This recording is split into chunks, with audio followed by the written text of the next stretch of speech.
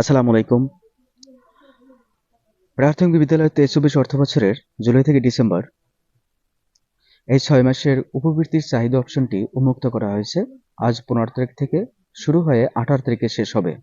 এই সময়ের ভিতরে চাহিদা প্রস্তুত ও ক্লাস্টারে জমা দেন সম্পন্ন করতে হবে।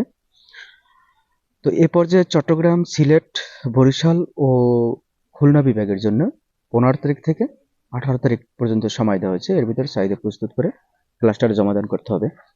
তো চলুন কিভাবে চাহিদা প্রস্তুত করবেন স্ক্রিনে গিয়ে দেখিয়ে দিচ্ছি। প্রথমে যেকোনো একটি ব্রাউজার ওপেন করে আপনার প্রতিষ্ঠানের ইউজার আইডি এবং পাসওয়ার্ড দিয়ে লগ ইন করে নিতে হবে। তো আমি আমার প্রতিষ্ঠানের ইউজার আইডি এবং পাসওয়ার্ড দিয়ে কিন্তু লগ ইন করে নিয়েছি।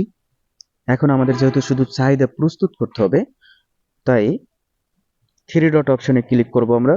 থ্রি ডট অপশনে ক্লিক করলে আমরা পেয়ে যাব চাহিদা। এখানে এই যে চাহিদা আছে, চাহিদা অপশনে শুধু আমাদের কাজ করতে হবে, অর্থাৎ শিক্ষার্থীদের 6 মাসের যে প্রাপ্যতা আছে তার জন্য আমরা চাহিদা অপশনটি আমরা নেব বেছে, এবং সেখান থেকে আমরা কিন্তু তাদের চাহিদাগুলো প্রস্তুত করে পাঠিয়ে দেবো। তো আমি চাহিদা অপশনে ক্লিক করলাম। এরপরে চাহিদা প্রস্তুত এখানে আমাকে ক্লিক করতে হবে। ক্লিক করলে শিক্ষার্থীদেরকে আমরা কিছু শিক্ষার্থীদেরকে এখানে দেখাচ্ছে।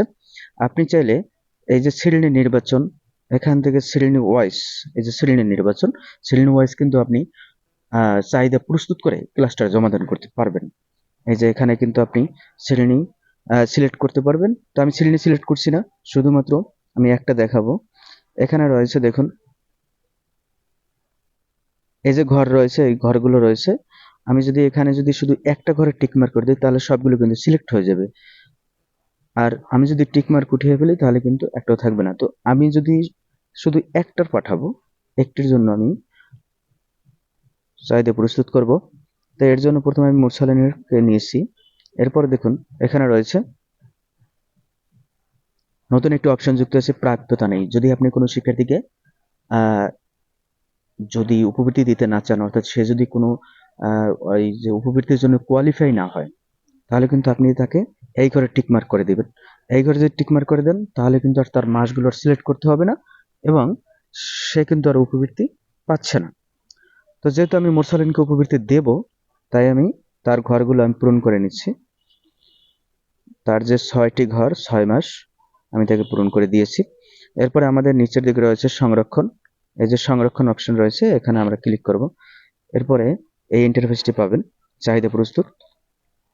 এখানে হ্যাঁ বাটনে আমি ক্লিক করে দেব, তাহলে সে চাহিদা প্রস্তুত হয়ে যাবে। এবার আমি ক্লাস্টারে প্রেরণ করব। এর জন্য আমি আবার নিচের দিকে আসব। এখানে রয়েছে ক্লাস্টারে চাহিদা জমা দেন।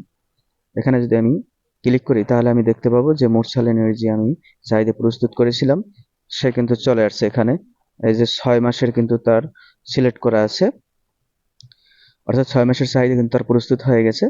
আর এখানে আমাদের রয়েছে ক্লাস্টার পাঠানো। এখানে যদি আমি ক্লিক করি তাহলে কিন্তু সে ক্লাস্টারে জমা হয়ে যাবে।